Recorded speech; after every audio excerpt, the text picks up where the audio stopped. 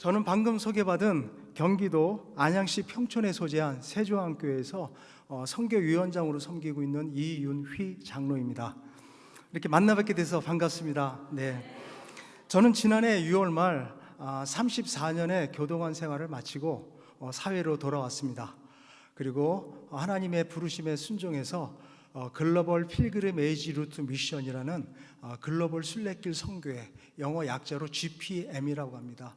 글로벌 순례길 선교회를 만들어서 대표로 지금 사역하고 있습니다. 제가 이렇게 순례길 선교회를 만들게 된 것은 140년 전에 이 땅에 복음에 척박했던, 정말 나무 한 그루 풀 한 풀이 자르지 않는 그 조선 구한말 조선 척박한 땅에 아펜젤러 선교사님과 언더우드 선교사님이 1885년 4월 5일 부활주일에 인천 제물포를 통해서 들어왔습니다. 그래서 올해가 2025년이다 보니 지금까지 140주년이 된 그런 해라고 합니다. 그래서 이런 복음의 불모지였던 우리 이 땅에 유교와 불교, 샤머니즘, 토테미즘이 난무했던 이 땅에 그 선교사님들이 들어오셔서 우리에게 복음을 전하고 이 나라 이 민족을 구원시켜 주셨습니다. 그래서 우리는 복음의 빚진 자로 생각이 되다 보니까 이런 복음의 빚진 자로서 그 빚을 어떻게 갚아야 할까 고민하던 중에 사랑하는 우리 열방에 나가서 헌신하시는 선교사님들과 그들의 자녀, MK라고 하죠, 미셔너리 키즈, 그런 아이들을 또 자녀들을 또 그리고 일반 성도님들을 전국의 각지에 선교사님들의 발자취가 거려져 있는 그런 성지 순례를 통해서 우리의 삶이 과거에 오셨던, 이 땅에 오셨던 선교사님들의 발자취를 따라서 그런 선교사적인 삶을 살아가야 되지 않을까라는 생각을 가지고 이 사역을 시작하게 되었습니다. 이런 축복의 땅, 이 대한민국의 믿음으로 세워진 이 동성교회에서 주님의 나라가 더욱 확장되기를 소망하면서 또 저를 통해 일하고 계시는 주님의 선교 행전 이야기들을 여러분들과 함께 은혜 나누고자 합니다. 우리나라 2020년 직업사전에 보면 1만 6천 개의 직업군이 있다고 합니다. 그런데 하나님께서는 저를 그 많은 직업 가운데 34년 전에 교도관이라는 직업을 선택해 주셨습니다.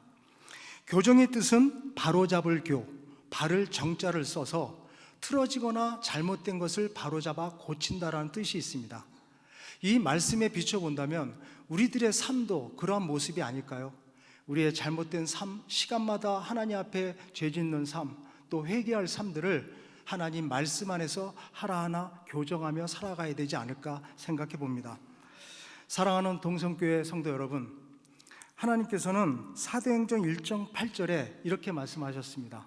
오직 성령이 너에게 임하시면 너희가 권능을 받고 예루살렘과 온 유대와 사마리아 땅끝까지 이르러 내 증인이 되리라 말씀하셨습니다. 그렇다고 한다면 우리 동성교회 성도님들의 땅끝은 어디십니까?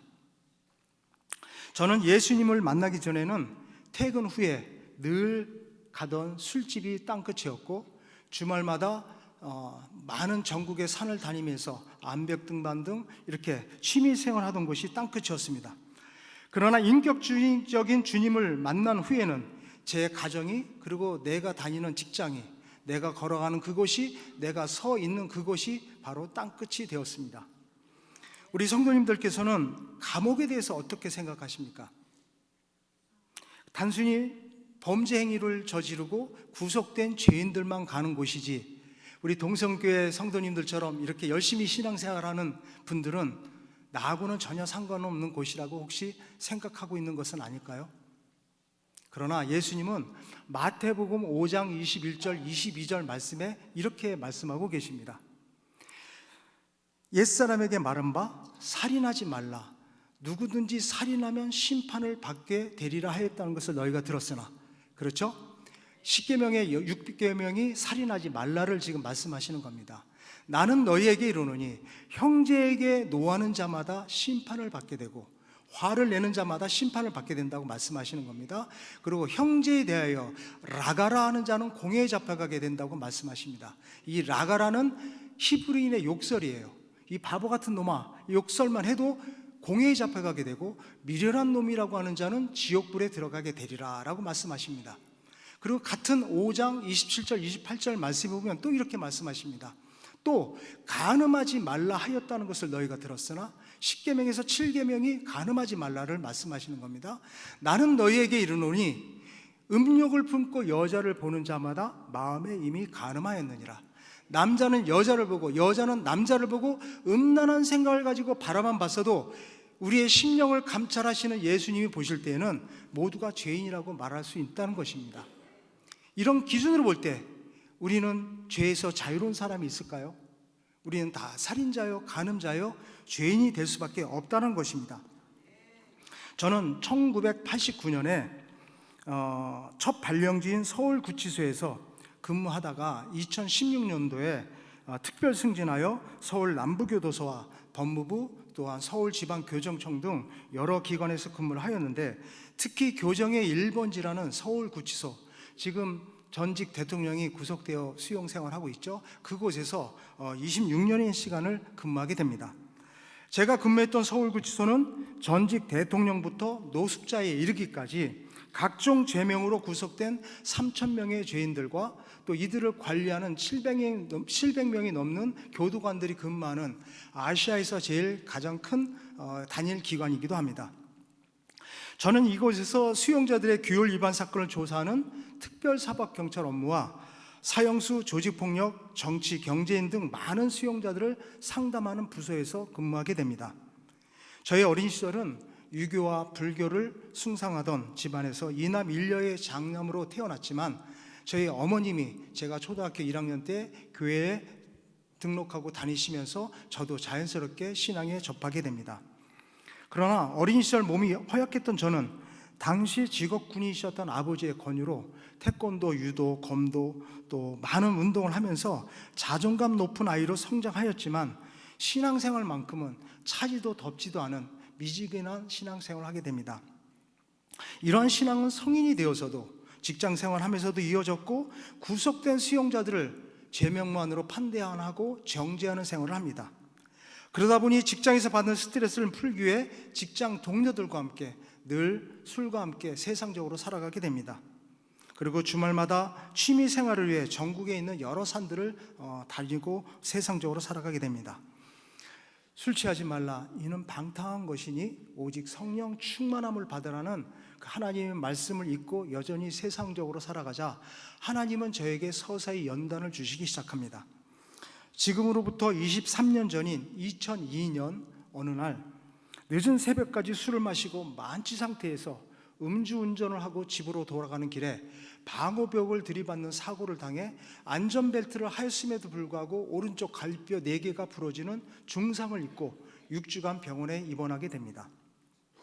만약에 그 안전벨트를 하지 않았다면 아마도 지금의 저는 이 세상 사람이 아니었을 겁니다. 그러나 내 생명을 살려주신 하나님께 감사하기보다는 단지 운으로, 재수가 좋아 살았다고 운으로 돌리며 여전히 세상 밖으로 나가서 살게 됩니다. 그러자 4년 뒤인 2006년에는 저의 간 수치가 일반인보다 무려 20배가 넘는 760까지 올라가는 그런 육신의 연단까지 찾아옵니다. 이렇게 정신적으로 육체적으로 힘든 시간이 찾아오자 결국 자살까지 생각하는 시간이 주어집니다. 그러나 저를 끝까지 사랑해 주신 주님께서는 그해 6월 말 서울 사랑의 동산이라는 뜨레스디아스라는 영성훈련으로 저를 인도해 주십니다. 저는 그곳에서 구속된 수용자들보다 더 죄인처럼 살아왔던 내 자신을 발견케 해주시고, 나를 사랑하시는 주님을 뜨겁게 만나면서 갈라디아서 2장 20절 말씀을 저에게 허락해 주셨습니다. 내가 그리스도와 함께 십자가에 못 박혔나니 그런즉 이제는 내가 사는 것이 아니요 오직 내 안에 그리스도께서 사시는 것이라. 이제 내가 육체 가운데 사는 것은 나를 사랑하사 나를 위하여 자기 자신을 버리신 하나님의 아들을 믿는 믿음 가운데서 살아가는 거라는 말씀이셨습니다. 저는 이 말씀을 통해 사울이 변하여 바울이 된 것처럼, 그리고 지금까지 내 뜻대로 살아왔던 세상적인 내가 죽고 오직 주님만을 위해 살아갈 것을 결단하게 됩니다. 그리고 한 달 후에 살고 있던 서울 양천구에서 지금 살고 있는 서울 경기도 의왕시로 이사하게 하셨고, 2007년 1월 첫 주에 지금에 다니고 있는 세종학교에 등록하여 신앙생활을 하게 됩니다.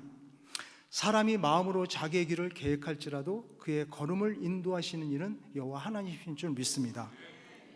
이렇게 저희 가정을 세종학교에 인도하신 주님은 영적인 목마름에 있던 저를 제자훈련과 사역자훈련, 사역리훈련, 전도폭발훈련과 전문인 선교사 훈련, 그리고 예수전도단 훈련 등 전도와 선교에 관한 모든 훈련들을 받게 하셨고, 훈련을 통해 주님의 비전이 나의 비전, 우리 모두의, 우리 가정의 비전이 되어 영적으로 성장하는 축복을 주셨습니다. 그리고 언젠가 주님 나라 확장을 위해, 쓰임받기를 위해 열심히 공부하기 시작합니다. 그래서 사회복지사, 평생교육사, 행정사, 한국어 교원 자격과 산업기술 재산보호 전문가, 성폭력, 가정폭력, 중독상담사, 미술심리치료사, 도형상담사, 오카리나 전문 강사, 애니어그램 강사 자격증 등 모두 20개가 넘는 자격증을 취득하게 하셨고, 대학원에서 상담교육과 평생교육을 또 전공하게 됩니다.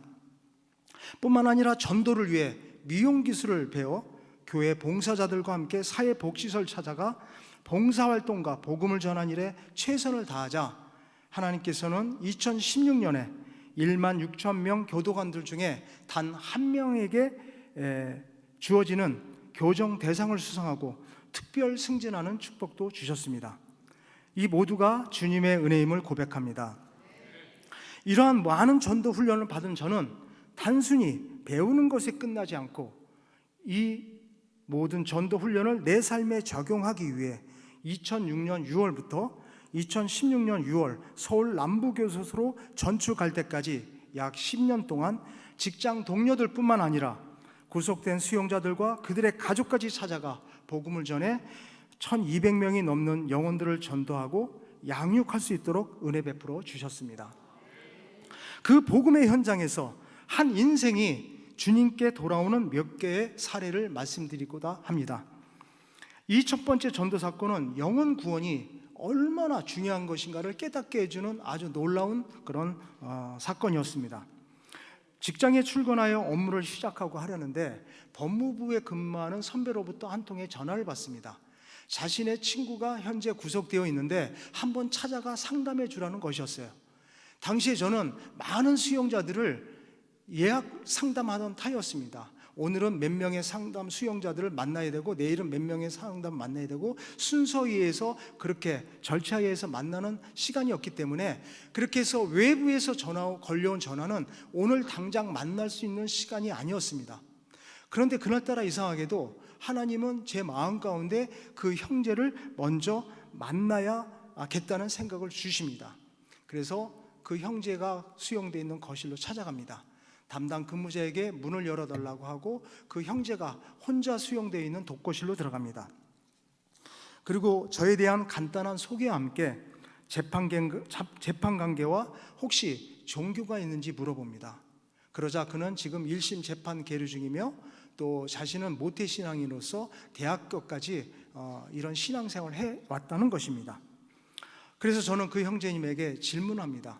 그 형제의 얼굴을 보는 순간에는 그 세상의 모든 짐을 다 자기가 안고 가는 사람처럼 그런 얼굴로 저를 쳐다보는 것이었습니다. 그래서 저는 그 형제가 믿음이 있다고 했기에 제가 질문합니다. 형제님, 우리 인간은 언젠가는 한번 죽게 되는 인생입니다. 그렇죠? 우리 형제님은 신앙이 있다고 하니까, 예수님을 믿는다고 하니까 제가 한 가지 질문해도 될까요? 네, 말씀해 보십시오. 만약에 오늘 밤에 하나님께서 형제님의 생명을 거두어 가신다면 천국에 들어갈 수 있습니까? 라는 질문하자 그는 자신 없는 대답을 하면서 자신과 같은 죄인이 어찌 천국에 갈 수 있습니까? 라고 머리를 떨구는 것이었습니다. 그래서 저는 간절한 마음으로 복음을 전합니다. 형제님은 지금까지 무엇을 위하여 살아오셨습니까? 어떠한 목표를 향하여 달려오셨습니까? 우리 인생은 잠시 왔다가 사라지는 안개와 같다고 성경은 말씀하십니다. 성경은 우리 인생에 확실한 3가지 사실을 분명하게 말씀하고 있습니다. 그 첫 번째는 우리는 언젠가 이 세상을 떠난다는 사실입니다. 그렇죠? 한 번 죽는 것은 사람에게 정하신 것이요 그 후에는 심판이 있으리니 히브리서 9장 27절에 말씀하십니다. 두 번째 중요한 사실은 우리는 언제 세상을 떠날지 모르는 사실입니다. 우리 성도님들 언제 세상을 떠날 것 같습니까? 너는 내일 일을 자랑하지 말라. 하루 동안에 무슨 일이 일어날는지 네가 알 수 없음이니라. 잠언 27장 1절에 말씀하십니다. 마지막 세 번째 중요한 사실은 우리는 죽음 후 영원한 세계에 들어간다는 사실입니다. 저들은 영벌에, 의인들은 영생에 들어가리라. 예수님을 믿지 않고 살아왔던 저들은 영원한 지옥에, 의인이 되어 예수님 믿고 살아온 의인이 되어 살아온 사람들은 영생에 들어가리라. 마태복음 25장 46절에 말씀하십니다. 천국은 돈이나 공로나 자격으로 얻는 것이 아닙니다. 너희가 그 은혜에 의하여 믿음으로 말미암아 구원을 얻었나니 이것이 너희에게서 난 것이 아니요 하나님의 선물이라. 행위에서 난 것이 아니니 이는 누구든지 자랑하지 못하게 함이니라. 에베소서 2장 8절에서 9절에 말씀하고 있습니다. 라면서 천국과 인간과 죄, 하나님, 예수님, 믿음에 대해서 1시간 동안 복음을 전하자 그 형제는 뜨거운 눈물을 흘리며 예수님을 영접하는 것이었습니다. 그리고 저에게 이렇게 말을 합니다. 구속되기 전 자신의 아내는 암으로 세상을 떠났고 이 구속된 사실이 너무 힘들어 오늘 밤에 자살을 생각했다며 9시에 근무자가 순찰을 돌고 한 20분 텀이 있을 때 이 끈을 가지고 화장실에 들어가 자살을 하려고 준비해 놓은 끈이라며 2m가 넘는 끈을 제 앞에 내어놓는 것이었습니다. 만약에 우리 성도님들께서 어떤 사람을 면담을 하고 이렇게 이야기를 하는 중에 예수님을 받아들이면서 그런 행동을 했다고 생각해 보십시오. 오늘을 내가 죽으려고 자살하고 있었던 사람이 복음을 영접하고 예수를 영접하고 이제 자살할 이유가 없어졌다고 하면서 그 2m가 되는 끈을 우리 성도님들 앞에 내놓는 모습을 상상해 보십시오. 얼마나 제가 감동이 없고 놀라는 일이었습니까? 한 영혼을 온 우주 만물보다도 소중하게 여기시는 하나님이신 줄 믿습니다.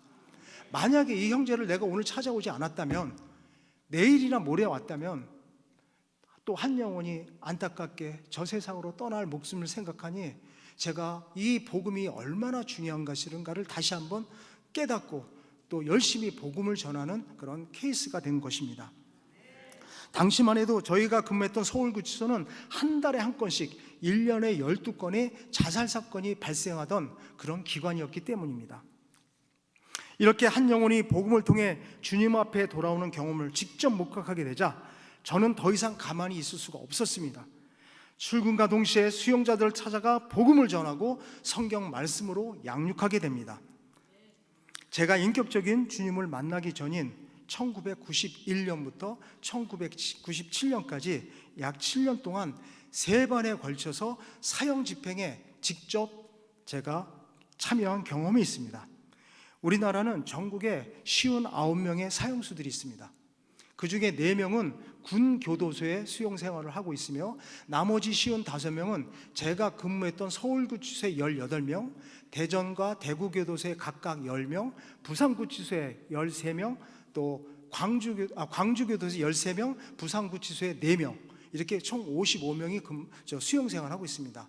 우리나라 55개 교정시설 가운데 이렇게 서울, 대전, 대구, 부산, 광주 이 5개의 기관에만 사형 집행시설이 있기 때문에 그곳에 분산 수용되어 있는 것입니다. 제가 사형 집행에 처음 참여한 1991년은 제 인생에서 아주 특별한 경험이 합니다. 그때는 날라리 신자였기 때문에 정말 특별한 경험을 합니다. 제 눈에도 그런 모습이 보였습니다. 당시에 저는 보안과 생활지도계라는 부서에서 수용자 상담 업무를 할 때였는데 어느 날 법무부로부터 사형 집행 공문이 내려옵니다. 당시만 해도 1, 2년 간격으로 매년 12월경에 이맘때쯤 되면 이제 사형 집행을 하던 때라 연말이 되면 사형수들은 긴장 속에서 생활하고 있습니다. 그러다 보니 사형 집행 통보를 받은 서울구치소는 일사불란하게 사형 집행 계획을 세우고 집행 경험이 있는 직원들에게 임무가 각각 부여됩니다. 그런데 입사한 지 얼마 안 된 저에게도 사형 집행에 참여하라는 그리고 임무가 부여집니다. 그 임무는 누가 몇 시에 집행되었고 또 자신의 어떤 유언을 남겼고 자신의 신체 일부를 기증했는지 그 시간마다 낱낱이 기록하여 법무부에 정보를 보고하는 그런 임무가 부여됩니다. 그런데 입사한 지 얼마 안 된 저에게도 상담부서에 근무한다는 이유로 이런 임무가 부여졌지만 저는 너무나 사실 덜컥 겁이 또 났습니다. 신기하기도 했고 또 사형 집행을 처음 참여하는 거라 긴장 속에서 이렇게 참여하게 됩니다. 사형 집행 당일 아침이 되면 구치소에 수용 중인 사형수들은 불안에 떱니다.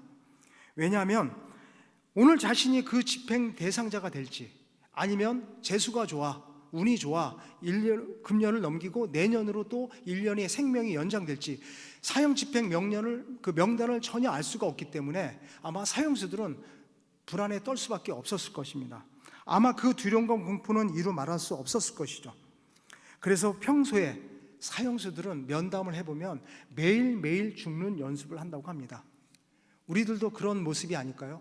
우리들도 죽음 앞으로 또 예수님 앞으로 한 걸음 한 걸음 가는 인생들이 아닐까요?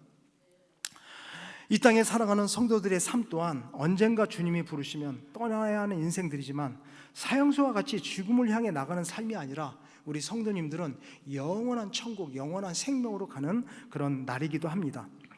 저는 떨리는 마음으로 사형장에 들어가 사형수들의 명단을 전달받습니다. 그런데 그 명단을 보는 순간 저는 깜짝 놀랍니다. 그 첫 번째 사형 집행 대상자가 평소에 저와 상담을 자주 했던 사형수였고 이 친구는 조직폭력배 생활하다가 반대파 조직원을 2명을 살인한 그런 조직원 2명을 지고 사형 선고를 받고 생활하던 중에 예수님을 영접하고 수용 생활을 잘하던 사형수였기 때문입니다. 집행 시간이 되자 첫 번째 사형수가 수갑과 포승에 묶인 채 교도관들에 의해서 끌려옵니다. 저는 차마 그 형제의 얼굴을 쳐다볼 수가 없었습니다. 그러나 그 사형수 형제는 제 앞을 지나가다가 잠시 발걸음을 멈추면서 저를 보더니 담당님, 그동안 나와 같은 죄인을 위해서 상담해 주셔서 감사했습니다. 우리 다시 천국에서 만나요 라는 간단한 말을 남기고 사형 집행 의자로 갑니다.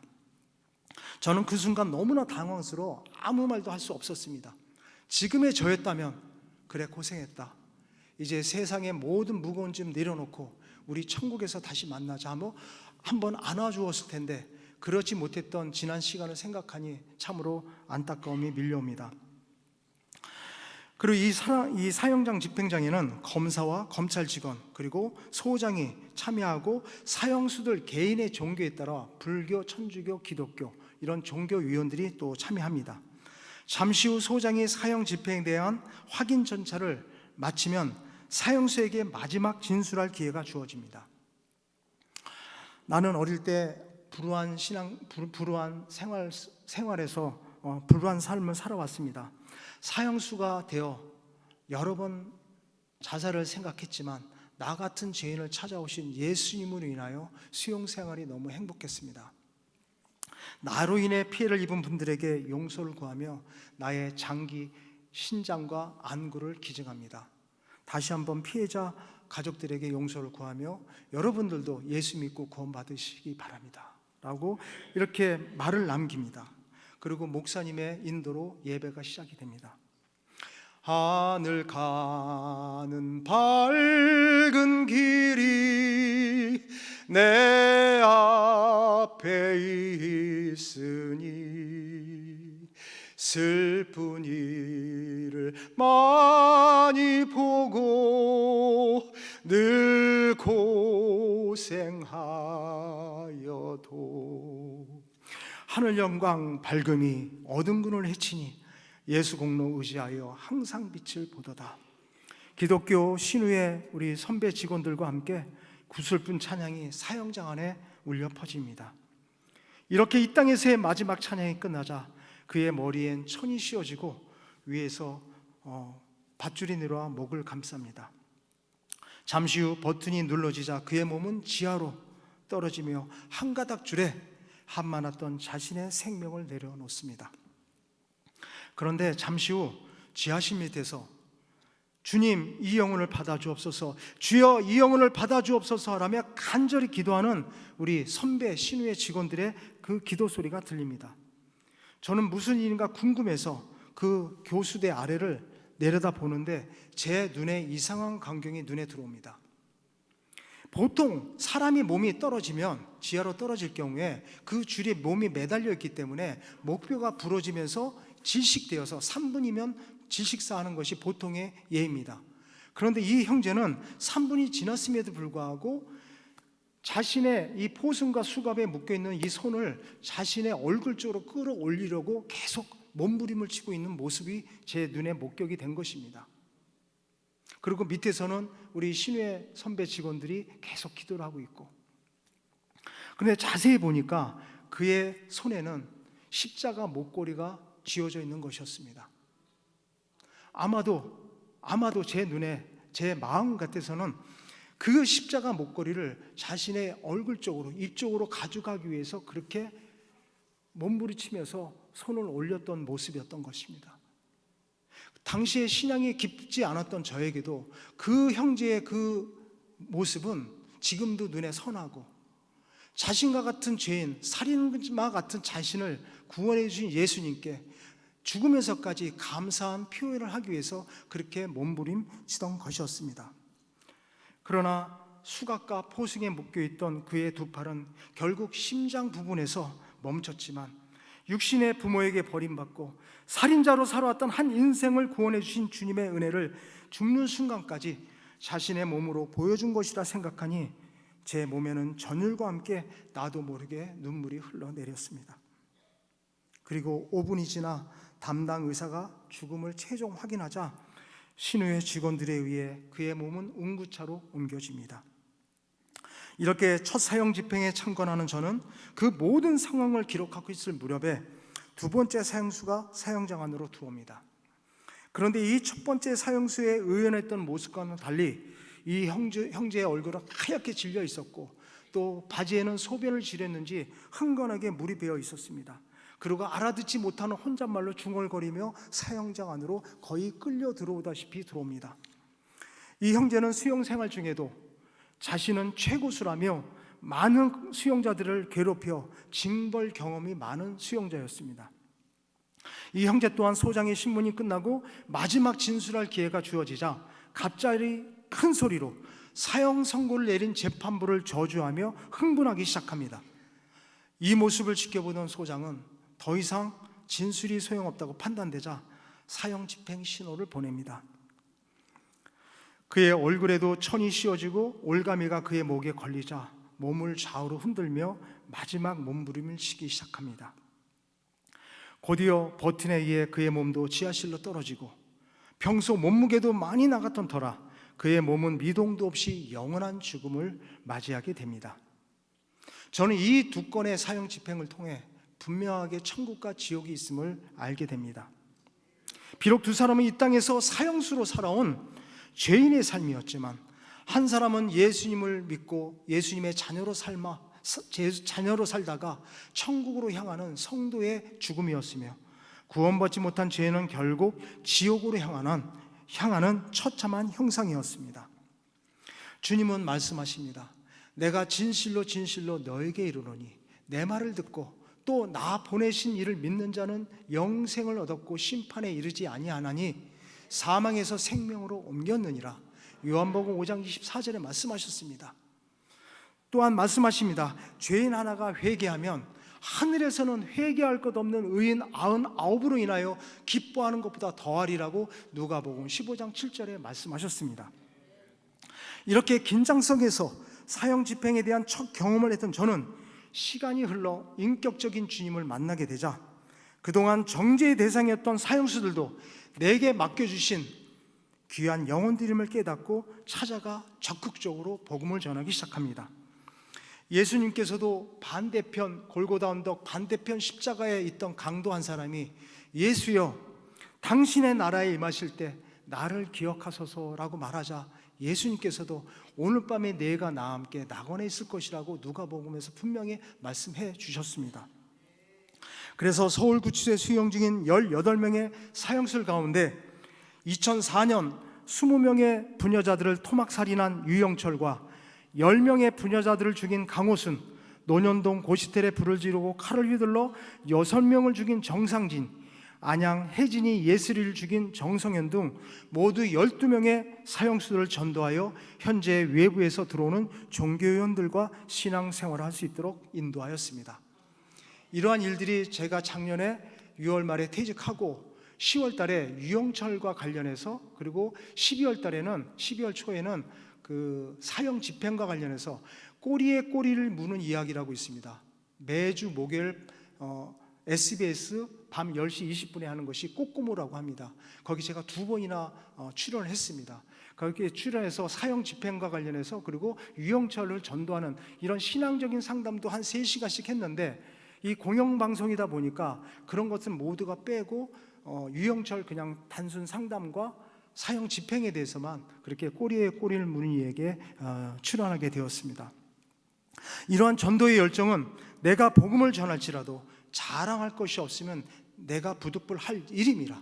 만일 복음을 전하지 아니하면 내게 화가 있을 것이라는 사도 바울의 고백이 나의 고백이 되었고, 주님께 생명의 빛, 복음의 빚진 자로서 당연히 해야 할 사명이자 의무였기 때문이었습니다. 사형수, 세상에서 사람을 죽이고 언제 죽을지 모르는 그들이지만 신앙이 없으면 오늘 하루를 버틸 수 없다고 말합니다. 사람들은 그들을 향해 사람을 죽인 짐승만도 못한 사람이라고 돌을 던지며 욕하고 십자가에 못 박으라고 할지라도 가늠한 여인을 용서해 주시고 십자가 위 강도를 구원해 주신 예수님처럼 그들도 내가 찾고 있는 영혼들이라고 우리 예수님은 말씀하고 있지 않으실까요? 이렇게 수용자 한 영혼 한 영혼을 전도하는 일에 매진하자 저희가 다니는 직장은 예루살렘이었고 온 유대였고 사마리아와 땅끝이 되어 복음을 전할 수 있는 최고의 선교지가 되었습니다. 이렇게 출근과 동시에 만나는 수용자들마다 복음을 전하자 주님은 복음 현장에서 많은 표적도 보여주십니다. 필리핀에서 인천공항으로 입국하다가 자신의 지갑 안에 마약을 숨겨 들어오다가 적발되어 구속된 마약 수용자가 있었습니다. 이 형제는 평소 우울증과 공황장애 등 정신적인 질환을 많이 앓게 되고 또 금단 현상까지 오자 정신병동에 수용되어 생활하던 수용자였습니다. 그러던 어느 날 자신의 신변을 비관하여 자살을 시도하려다가 줄이 끊어지는 바람에 미수에 그칩니다. 그래서 수갑을 채워서 징벌실에 들어가 있었습니다. 그런데 어느 날, 그 다음 날이죠, 자살 사건이 있은 다음 날 조사계 직원이 저한테 찾아와 이런 말을 하는 것입니다. 그 형제를 조사실로 불러와 자살할 이유에 대해서 질문하는데 그 질문에 답변을 못하고 횡설수설하며 눈은 썩은 동태 눈처럼 한물간 그런 눈알이었고 입에는 격한 냄새가 나고 얼굴은 시커멓게 변해서 이 조사실을 수갑을 찬 상태에서 왔다 갔다 하는 것이었다는 겁니다. 그래서 도저히 조사가 이루어지지 않아 다시 수갑을 채워서 그 징벌실에 집어넣었다는 것입니다. 꼭 귀신 들린 사람처럼 그런 모습을 보였다는 것이죠. 그래서 저는 다음 날 그 형제를 상담실로 데리고 와 자살 이유에 대해서 물어봅니다. 그러자 그 형제는 저에게 현수야 죽어봐, 너 죽어봐, 너는 죽어야 될 사람이야, 죽어야 돼, 죽어 이런 환청 소리가 24시간 열흘 넘게 들리다 보니 잠도 못 이루고 너무나 밥도 못 먹고 너무 힘들어 결국 자살을 시도했다는 것입니다. 이 구치소에서 자살 도구는 없습니다. 근데 이 자살을 어떻게 하냐면 자신의, 우리 남성들 보면 런닝셔츠가 있습니다. 면으로 된 런닝셔츠를 3개를 찢어서 삼겹줄로 꼽니다. 새끼줄로. 그러면 한 2m가 됩니다. 그걸 가지고 화장실에 들어가 이제 철창에 매서 죽기도 하고, 또 높이가 거실 창문이 요만큼 되는데 어떻게 저는 한 60여 번을 1년에 12건이 발생된다고 했죠. 저는 특별사법경찰 업무하기 때문에 부검을 들어갑니다. 부검, 사람이 죽게 되면 국립과학수연구소 신월 7동에 있습니다. 양천구 신월 7동에 가면 부검을 한 60여 번을 제가 참여를 했습니다. 죽는 모습도 다 사진을 찍어 넣는데요, 앉아서도 죽습니다. 요만한 높이에 철창이 있으면 여기다가 줄을 매달고 앉아. 그럼 엉덩이가 이 바닥하고 니은자로 꺾여지면서 엉덩이가 한 2, 3cm만 떠 있어도 죽습니다. 질식해서. 그리고 어떤 사람은 이 휴지, 그러니까 비닐봉지, 그 쓰레기 담는 비닐봉지가 있습니다. 비닐봉지를 사형수는 정남기라는 사람은 또 자기가 아침에 일어나 보니까 그 쓰레기를 수거해 가는데 그 담당 근무자가 잠깐 자리 비운 새에 그 쓰레기를 담지 않고 자기 머리를 쪼여서 질식사해서 죽은 경우도 있습니다. 이렇게 12건의 1년에 많은 사람들이 자살을 하게 됩니다. 결국 이 친구도 이런 환청 소리 때문에 자살을 시도했다는 것입니다. 저는 이 말을 듣고 이 악한 마귀의 영이 이 형제를 죽음으로 몰아가고 있다는 생각에 그 형제에게 복음을 전하기 시작합니다. 그런데 제가 전하는 복음을 듣기는커녕 제 앞에서 계속 꾸벅꾸벅 졸고 있는 것이었습니다. 고린도 후서 4장 4절에 사단에 대해서 예수님이 이렇게 말씀하십니다. 그 중에 이 세상 신이 믿지 않은 자들의 마음을 혼미케 하여 그리스도의 영광의 복음의 광채가 비치지 못하게 하미니, 그 중에 이 세상 신이 잡신이죠. 복음을 전하려고 하니까 그 중에 이 세상 신이 사람의 마음을 혼미케 해서 그리스도의 영광의 복음의 광채가 비치지 못하게 방해하는 것이었습니다. 그래서 저는 그 형제를 계속 흔들어 깨우면서 1시간 동안 복음을 전하자 결국 이 형제는 제가 말하는 그 예수님을 그 영접 기도를 따라하는 것이었습니다.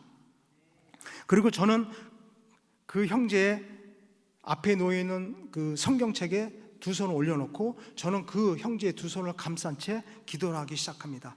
내게 능력 주시는 하나님 아버지, 나는 비록 약하지만 예수 그리스도의 이름은 강하고 크신 줄 믿습니다.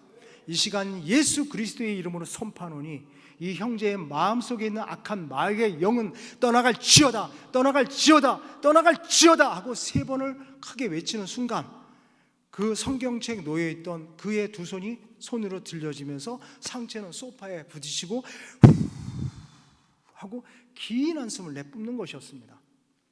그래서 저는 그 형제에게 이제 예수 그리스도의 보혈의 능력이 형제님을 죄에서 자유롭게 하신 줄 믿으시기 바랍니다 라고 선포하자 그 형제는 저에게 이런 말을 합니다. 지금 자신의 가슴 속에서 큰 구렁이 2마리가 껍질을 허물을 벗고 쭉 빠져나가는 그런 기분이었다면서 지금 그 답답했던 가슴이 너무나 평안해졌다고 말을 하는 것이었습니다. 요한계시록 12장 9절에도 이런 말씀이 있습니다. 큰 용이 내어 쫓기니 옛 뱀 곧 마귀라고도 하며 사단이라고도 하면 온 천하를 깨는 자라. 그가 땅으로 내어 쫓기니 그의 사자들도 그와 함께 내쫓기니라 라고 말씀하셨습니다.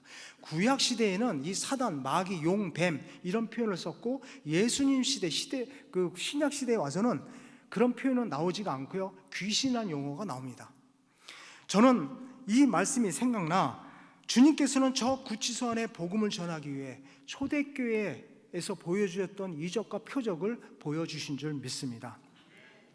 또한 이와 유사한 사례 한 가지를 더 소개합니다. 상습적인 마약 투약으로 간경화가 많이 진행되어 복수가 가득 찬 상태에서 구속된 마약 수용자가 있었습니다. 이 형제는 복수로 인해서 음식을 먹지 못하고 호흡도 가쁘고 또 삐쩍 말라 있었습니다. 숨도 못 쉴 정도로 그렇게 수용 생활이 힘든 생활을 하고 있었던 형제였습니다.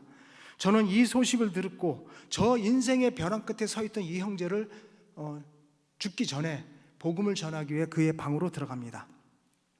영접하는 자, 곧 그 이름을 믿는 자들에게는 하나님의 자녀가 되는 권세를 주셨습니다.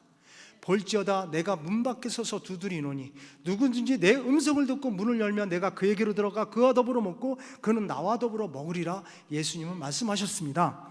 천국은 값없이 주시는 하나님의 선물입니다. 하나님의 은사, 즉 선물은 그리스도 예수 우리 주 안에 있는 영생이라 말씀하고 있습니다. 우리가 살면서 생명과 관계되는 가장 소중한 것들 3가지만 이야기해봐라. 그럼 뭘 말씀할 수 있겠습니까? 햇빛, 공기, 물, 그렇죠? 이것은 우리가 살아가면서 가장 필수 불가결한 요소입니다. 이 3가지는 다 선물로 받고 있습니다. 천국도 마찬가지로 하나님 우리에게 선물로 주신다는 것입니다. 이렇게 하나님과 예수님 믿음에 대해서 복음을 전하고 마지막으로 믿음에 대해서 말씀을 전합니다. 이 형제 또한 신앙생활을 해왔던 마약 수용자였어요. 그래서 제가 믿음에 대해서 말씀을 전합니다. 이것은 우리 교회를 다니는 신앙생활하고 있는 많은 성도들에게도 아주 중요한 단서 중에 하나입니다. 믿음은 구원을 받을 수 있는 열쇠입니다. 그러나 비슷하지만 구원받지 못하는 믿음이 있습니다. 잘 들으셔야 됩니다. 이 수용자들한테 지금 제가 얘기하는 겁니다. 그것은 단순한 지식적인 동의로는 그렇게 예수님을 믿는 것, 단순한 지식적으로 예수님을 믿는 것은 구원받지 못합니다. 그리고 일시적이고 현실적으로 믿는 믿음은 구원받지 못합니다. 단순한 지식적으로 믿는 믿음은 무엇일까요? 우리가 살면서 역사적인 인물이 있죠. 이순신 장군이나 세종대왕처럼 역사상의 실존 인물을 믿듯이 예수님도 그렇게 믿고 있는 거예요. 2000년 전에 저 이스라엘 베들레헴에서 태어나서 33년을 사시고 십자가 골고다 언덕에서 죽으신 분으로만 기억하는 겁니다. 지금도 그분이 살아계셔서 우리를 위해서 무엇을 해 주시리라고는 믿지 않는 거죠. 지식적으로 믿는 믿음은 구원 얻지 못하는 믿음입니다. 그리고 두 번째는 일시적이고 현실적인 믿음, 구원은 받지 못합니다. 이것은 어떤 믿음이냐? 예수님을 믿고 있다고 생각하는 사람들에게 실제로 무엇을 믿고 있는지 물어보면 자신의 건강 문제나 재정 문제, 또 자녀 문제, 결혼 문제, 학교 문제, 일터 문제, 많은 인간관계 문제, 이런 문제들이 생길 때마다, 어렵고 힘든 문제들이 생길 때마다 교회에 나와서 신앙생활을 합니다. 그런데 어느 날 이런 문제들이 다 해결되고 나면 더 이상 예수님을 믿지 않고 교회에 나오지 않고 세상적으로 살아갑니다. 불과 저와 같이 과거에 저의 믿음의 생활했던 사람처럼. 이렇게 일시적이고 현실적인 믿음은 구원받는 믿음이 아닌 것입니다. 그렇다면 구원받은 믿음 무엇일까요? 구원받은 참 믿음은 우리의 구원을 위해서 오직 예수 그리스도만을 신뢰하는 믿음이 바로 참 믿음인 것입니다. 성경을 보면 주 예수를 믿으라, 그리하면 너와 내 집이 구원을 받으리라 분명하게 말씀하고 있습니다. 이 말씀에서 믿는다는 것은 우리의 구원을 위해서 오직 예수 그리스도만을 신뢰한다는 뜻입니다. 바로 이 믿음이 구원받은 참 믿음입니다. 이렇게 복음을 끝까지 전하고 요한복음 6장 47절 말씀을 펴서 읽으라고 권면합니다. 그러자 그 형제는 읽습니다. 진실로 진실로 너희에게 이르노니 믿는 자는 영생을 가졌나니. 진실로 진실로 믿는 자는 무엇을 가졌다고요? 영생을 앞으로 가질 것이라고 미래 진행으로 얘기했나요? 아니면 이미 가졌다고 과거 완료형으로 말씀하고 있나요? 이미 가졌다고 말씀하고 있는 겁니다. 그럼 여기에 너희를 빼고 믿는 자를 빼고 우리 형제님의 이름을 넣어서 다시 한번 읽어봐 주세요 라고 권면합니다. 그러자 그 형제는 또 읽습니다. 진실로 진실로 윤희에게 이르노니 믿는 윤희는 영생을 가졌나니.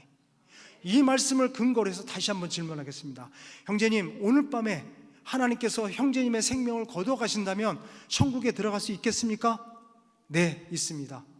오늘 밤에 이 세상을 떠나 천국 문 앞에 섰어. 그때 하나님께서 천국 문을 열고 나오시면서 사랑아들 현수 너를 내가 있는 이 천국에 들어오게 해야 할 이유가 무엇이겠느냐라고 질문하시면 이제 어떻게 답변하시겠습니까? 내가 예수님을 믿고 살아왔기 때문에 들어올 수 있는 겁니다. 이런 정답을 말씀해 주셨습니다. 할렐루야. 그리고 그는 뜨거운 눈물을 흘리며 그동안 마약에 빠져 벌레만도 못한 삶을 살아온 자신의 삶을 회개하며 주님을 영접하고 결단하게 됩니다. 그리고 저는 그 복수에 찬 그 형제의 배에 손을 얹고 예수님의 이름으로 다시 기도하기 시작합니다. 하나님 아버지, 이 시간 살아계신 하나님의 은혜를 간구합니다. 이 형제가 지금 주님 앞에 돌아왔습니다. 그러나 육신의 연약함으로 힘들어하고 있습니다. 지금 이 시간 예수 그리스도의 이름으로 기도하오니 이 형제의 모든 육신의 질병은 고침을 받을지어다, 고침을 받을지어다, 여호와파 치유 하나님의 역사하심을 받을지어다 하고 기도를 간절히 기도해 드리고 마쳤습니다. 그리고 예수님의 보혈이 이제 형제님의 연약한 육신을 반드시 치유해 주신 것을 믿으시기 바랍니다라고 선포하고 성경 선물을 하고 요한복음을 읽을 것을 권면하고 저는 이제 거실을 나옵니다. 그리고 저는 다음날 법무부로부터 8일간 유럽 5개 나라를 시찰하고 오라는 일정이 예정되어 출장을 마치고 돌아오자마자 그 형제가 있는 거실로 찾아갑니다. 그런데 8일 전에 보았던 그 삐쩍 말라있던 얼굴은 온데간데 없고 복수로 부풀어 있던 배는 훌쩍하게 들어가고 정상적인 배가 되어 있었습니다. 저는 이것이 어떻게 됐는지 물어보자 그 형제는 이렇게 대답합니다. 지난번 팀장님이 다녀간 뒤로 저녁부터 갑자기 배가 아파오기 시작하더니 3일간 계속 설사를 하면서 몸무게가 이 복수가 빠지는 경험을 했고, 복수가 빠지자 호흡까지 돌아와 밥도 잘 먹게 되어 몸무게가 8일 동안 3kg가 늘어났다는 것입니다. 이 말을 들은 저는 여호와파 치유하시는 하나님께 감사와 영광을 올려드렸습니다. 마가복음 16장 17절 18절에 또 예수님이 이렇게 말씀하십니다. 믿는 자들에겐 이런 표적이 따르리니 곧 저희가 내 이름으로, 예수 그리스도의 이름으로 귀신을 쫓아내며 새 방언을 말하며 뱀을 집으며 무슨 독을 마실지라도 해를 받지 아니하며 병든 자에게 손을 얹은즉 나으리라 하시니라. 아멘. 각종 제명으로 수용 중인 교정시설은 믿음의 눈으로 본다면 영적 전투가 아주 치열한 곳입니다. 그 이유는 악한 영들에게 사로잡혀 살던 많은 사람들이 구속되어 생활하는 곳이기 때문이죠. 그러나 어찌 감옥만 영적 전투가 치열한 곳이겠습니까? 성도님들이 살아가는, 우리 모두가 살아가는 이 세상은 더 영적 전투가 치열한 곳에서 우리는 노출되어 살아가는 것입니다. 그래서 우리의 씨름은 혈과 육에 대한 것이 아니요 통치자들과 권세자들과 이 어둠의 세상의 주관자들과 하늘에 있는 악한 영들과의 상담이라고 예수님은 말씀하고 있는 것입니다.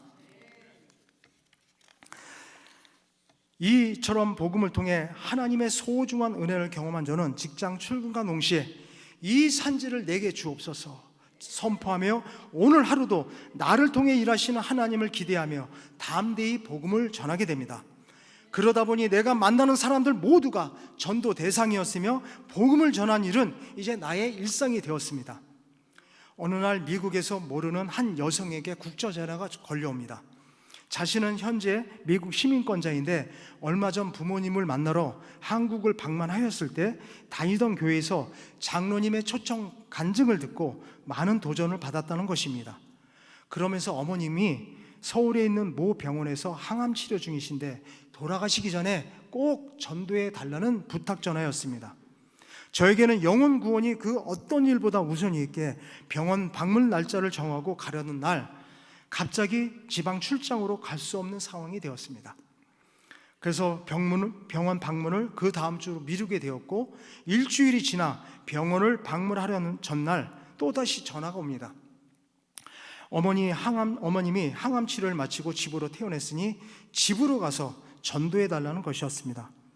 그 딸의 음성에는 자신의 어머니 구원에 대한 간절함이 배어 있었고 전도는 이 땅에서 생명이 있을 때에만 가능한 것이며 또 제일 먼저 우선적으로 해야 하는 것이었기에 휴가를 내고 그녀가 알려준 집으로 찾아갑니다.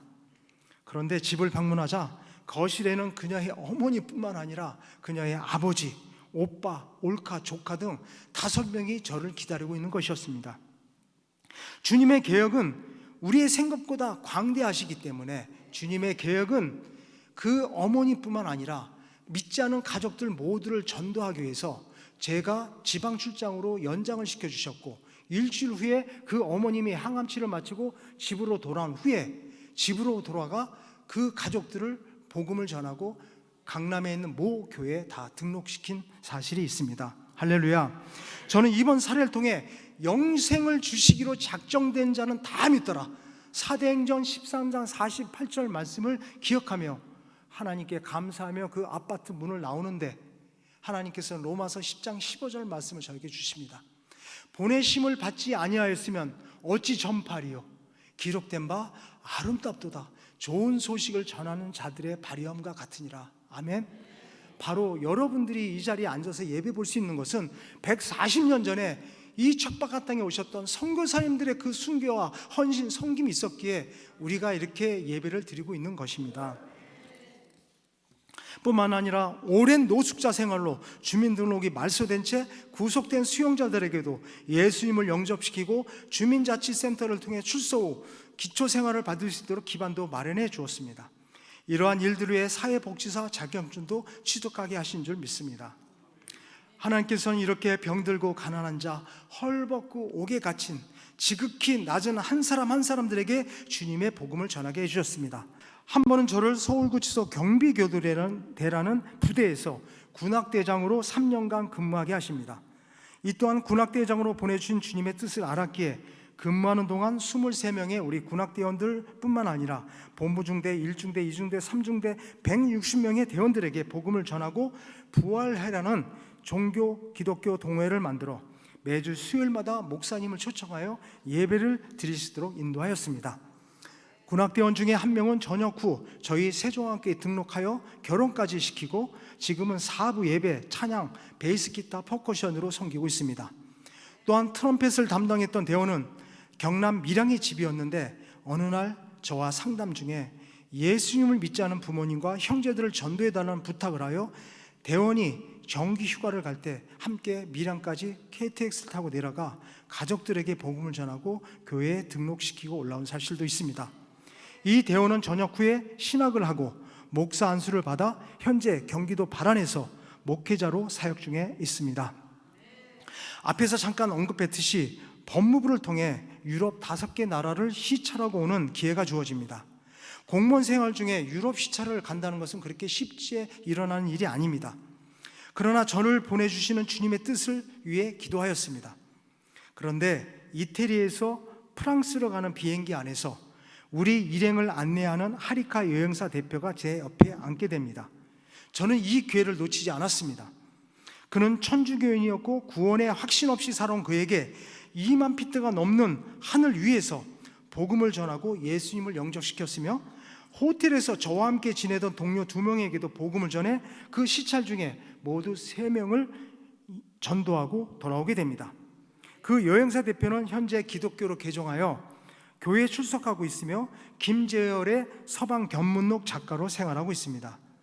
주님은 그 3명을 위해 저를 유럽 시찰에 보내주시고 사용하신 줄 믿습니다. 또한 경기일보사 주최로 경기도 각 부처 공무원들 중에 모범 공무원을 12명을 선발하였는데 저는 교정 공무원 부분에서 대상을 수상하고 수상자 부부들과 함께 중국 상해 여행을 다녀오도록 혜택이 주어집니다. 이때에도 저는 수상자 부부 가운데 예수님을 모르는 부부들이 있다면 꼭 복음을 전하겠다고 기도하던 중에 옆방에 묵고있던 경기일보사 정치부장 그리고 김포시청과 광주시청에 근무하는 부부 6명을 저희 방으로 초대하여 세상 이야기들을 하면서 복음을 전하고 모두 예수님을 영접시키고 귀국하였습니다. 뿐만 아니라 저의 전도 활동은 늦은 밤에도 계속 이어집니다. 응급환자가 발생되면 구치소 관내에 있는 새만양병원이나 한림대병원에 수용자가 입원하여 치료를 받는데 저는 야간 근무를 지원하여 병원 근무에 임합니다. 그 이유는 입원 중인 수용자들 뿐만 아니라 함께 근무하는 직원에게 복음을 전하기 위함이며 병원 야간 근무를 하게 되면 초과 근무 수당이 나오는데 그 돈으로 성경을 구입해서 내가 전도한 수용자와 직원들에게 선물해 주기 위함입니다. 이렇게 일석삼조의 효과가 나타나기 때문이죠. 이렇게 전도된 직원들 중에는 저희 세종학교에 등록하여 신앙생활하며 구역장으로 교구장으로 섬기는 우리 직원들이 많이 있습니다. 사랑하는 성도 여러분, 저는 이제 퇴직으로 수용자 전도는 할 수 없게 되었지만 영혼 사랑하는 전도는 끝나지 않고 계속 이어지고 있습니다. 특히 장례식장에 조문을 갈 때가 많은데 웬만하면 저는 늦은 밤 10시 넘어서 가는 경우가 많습니다. 왜냐하면 유족들에게 삶과 죽음이 교차되는 장례식장에서 복음을 잘 전달할 수 있는 시간이 바로 10시 넘으면 조문객들이 한산하기 때문입니다. 사랑하는 형제님, 우리도 언젠가는 저 영정사진에 우리가 주인공이 될 사람들입니다.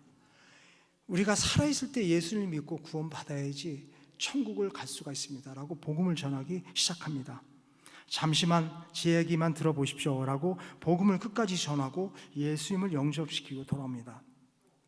뿐만 아니라 금년 2월에는 인도네시아 GGP 교단 초청으로 자카르타에 있는 끄버누아르 구치소를 방문하여 무슬림 재소사 50여 명에게 복음을 전하고 예수님을 영접시키고 돌아왔으며 또한 몽골과 인도를 방문하여 현지 교역자들에게 선교 전도 특강을 통해 전도 사역을 알리는 등 주님의 선교 행전 그 행전은 사역은 계속 이어지고 있습니다. 사랑하는 성도 여러분, 지난 삶을 뒤돌아보니 참으로 인생이 짧다는 것을 느낍니다. 저는 몇 가지 신앙생활의 원칙을 가지고 신앙생활을 하고 있습니다. 그 첫 번째는 담임 목사님의 목회 철학을 따르고 섬기는 것입니다. 제가 섬기는 세종안교회는 설립 42주년이 되었습니다. 아마 이 동성교회는 52주년이죠? 53주년? 73년에 43년입니까? 우리 교회보다 1년 빨리 됐군요. 42주년이 되는 짧은 역사를 가졌지만 비전 100천만이라는 100개의 북한교회, 1000개의 세계교회, 10,000명의 선교사 파송이라는 원대한 주님의 뜻을 이루기 위해 14,000명의 성도들이 협력하여 전도와 선교, 그리고 구제하며 선교하는 믿음의 공동체입니다. 그래서 담임 목사님의 목회 사역을 도와 장로로서 또 성도로서 하나님이 가장 기뻐하시는 선교의 비전을 이루기 위해 비전 선교사의 삶을 살고 있습니다. 둘째는 교회 중심의 신앙생활을 하는 것입니다. 목양 장로로 또한 선교 담당 장로로 내게 맡겨주신 성도들을 돌보며 주님의 비전이 나의 비전이 되어 지역 교사로서 하나님의 말씀으로 양육하는 데 최우선순위를 두고 제자 삼는 일에 최선을 다하는 것입니다. 그리고 세 번째는 예배를 통해서 받은 은혜가 저의 삶으로 이어지는 것입니다. 주님의 말씀은 저를 성장시켜주는 영혼의 양식이며 주님의 은혜는 날마다 새롭습니다. 그래서 오늘도 처음 만나고 스쳐가는 사람일지라도 전도를 위해 최선을 다하고 있습니다. 저 또한 여전히 부족한 사람이지만 주님께서는 순종하는 제 마음의 중심을 보시고 부족하고 연약한 저를 통해 일하고 계심을 늘 깨닫게 됩니다. 사랑하는 성도 여러분, 서울 마포구에 위치한 양화진 외국인 선교묘원에 가보신 적이 있으신가요? 140년 전 불교와 유교, 사모니즘 사상에 빠져 가난과 흑암에 살던 조선 땅에 복음을 전하다가 이 땅에 뼈를 묻은 15개 나라 417명의 외국인들이 묻혀져 있는 곳입니다. 묘비 가운데 저의 마음을 뭉클하게 하는 묘비명이 있습니다. If I had 1,000 lives to give, Korea should have them all. 만약 내게 1,000개의 목숨이 있다면 그 모두를 조선을 위해 바치겠습니다라는 묘비입니다. 이 묘비명의 주인공은 1907년 24살의 꽃다운 나이로 조선 땅을 밟은 루비 캔드릭 여자 선교사의 묘비입니다. 그는 24살 1907년에 들어오자마자 우리 조선에 온 지 9개월 만에 급성 맹장염이 걸려 주님의 품에 안겼습니다. 요즘 같았으면 맹장염 이건 병도 아닙니다. 시술하면 금방 나을 건데 그때 당시만 해도 맹장염에 걸려서 9개월 만에 운명하셨습니다. 하나님 품에 안긴. 그런데 그 묘비명에 조선인 피도 섞이지 않았던 그 여자 선교사의 묘비명에 조선을 만약에 내게 목숨이 1,000개가 있다고 한다면 그 모두를 조선 위에 바치겠다는 그 말씀을 남긴 그 루비 캔드릭 여자 선교사. 복음의 이방이었던 이 땅에 주님의 마음을 품고 들어오신 믿음의 선진들이 계셨기에 지금의 우리가 이렇게 주님을 예배하는 민족이 된 줄 믿습니다. 주님께서는 이 천국 복음이 모든 민족에게 증언되기 위하여 온 세상에 전파되리니 그제야 끝이 오리라 마태복음 24장 14절에 말씀하셨습니다. 이 시대를 살아가는 현대인은 AI와 인공지능이 발달한 정보와 홍수 속에서 살고 있습니다. 이러한 역량으로 유튜브나 인스타그램 등은 지금의 세대들에게 일생생활이 되었으며 소통과 만남의 공간으로 변해가고 있습니다. 그러나 세월은 변해도 변하지 않는 것이 있습니다. 그것은 이 땅을 창조하신 하나님의 말씀입니다. 태초에 말씀이 계시니라.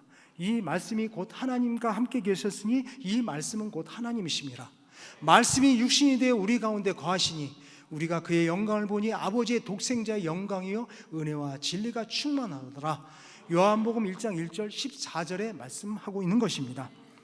우리가 먹고 사는 문제와 인생의 답을 찾기 위해 정보가 난무하는 세상 속에서 부단한 애를 쓰며 살고 있습니다. 제가 이렇게 퇴직한 후에 굵직한 로펌 회사에서 스카우트 제의가 있었습니다. 연봉도 굉장히 큰 연봉을 받음에도 불구하고 저는 그것을 커트시켰습니다. 그리고 연금만 받으면서 많은 선교사님들과 자녀들 그리고 성도들을 모시고 다니면서 전국에 있는 순례길 투어를 통해서 이 땅에 오셨던 선교사님들의 발자취를 한번 봐라, 우리의 신앙을 다시 한번 재점검하자. 그래서 제가 이 사역을 하고 있는 것입니다. 과거에 이 땅에 죽음을 무릅쓰고 하나님의 말씀을 전하기에 들어오신 믿음의 선진들처럼 이제는 그 인생의 해답을 은혜와 진리가 충만한 하나님 말씀 안에서 찾아가시길 바랍니다. 예수님을 믿고 예수의 제자로 살아간다는 것은 자기 자신과 이 세상의 헛된 것들을 내려놓고 작은 예수로 살아가는 것을 의미하는 것일지도 모릅니다. 그리스 작가인 소포클레스는 이런 말을 남겼습니다. 내가 헛되이 보낸 오늘 하루가 어제 죽은 사람이 그렇게 간절히 바랬던 내일이었다고 이야기했습니다. 그렇습니다. 저와 우리 성도님들이 살아가는 오늘 하루가 어제 죽은 사람이 단 하루라도 더 살고 싶은 그 내일이란 시간 속에 우리는 살고 있습니다. 저는 오늘 하루가 내 인생의 마지막 날이라 생각하며 살고 있습니다. 과거 내가 얼마나 많은 사람들을 전도하고 섬기며 사는지는 중요하지 않습니다.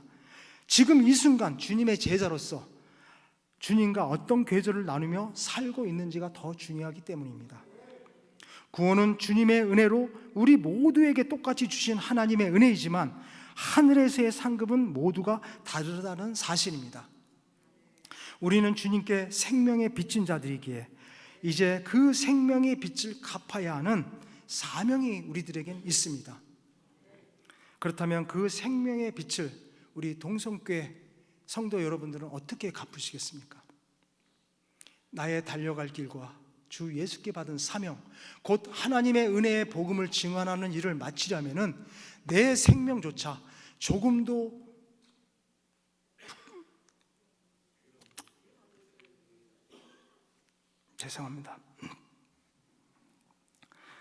조금도 귀하게 여기지 아니하노라 고백했던 사도 바울의 고백이 저와 우리 성도 여러분들의 고백이 되어서 여러분들의 가정과 일터와 직장에서 많은 사람들을 옳은 대로 돌아가게 하여 이 땅에서의 스타가 아니라 저 하나님 나라에서 영원한 스타로 살아가시기를 소원하며 저를 통해서 일하시고 또 앞으로도 저를 통해 일하고 계시는 주님의 선교 행전 이야기들을 마치고자 합니다. 기도하겠습니다. 우리의 삶의 주인 되시는 하나님 아버지, 예수님이 이 땅에 오신 그 목적이 우리와 같은 죄인을 구원하시기 위해서 이 땅에 오셨음을 고백합니다. 특별히 이곳에 주님의 몸된 동성교회를 세워주신 것은 이 지역에서 주님이 애타게 찾고 있는 그 한 영혼 한 사람 한 사람을 세워주시기 위해서 이 동성교회를 세워주신 줄 믿습니다. 하나님, 우리 동성교회 성도님을 통해서 이 지역의 많은 영혼들이 구원받고 예수님의 제자가 되어 이 지역을 넘어 열방의 하나님 나라가 확장되는 일에 귀하게 쓰임받는 동성교회가 될 수 있도록 축복하여 주시옵소서. 모든 말씀 존귀하신 예수님의 이름으로 감사하며 기도드렸사옵나이다. 아멘. 모든 영광 하나님 앞에 올려드리겠습니다.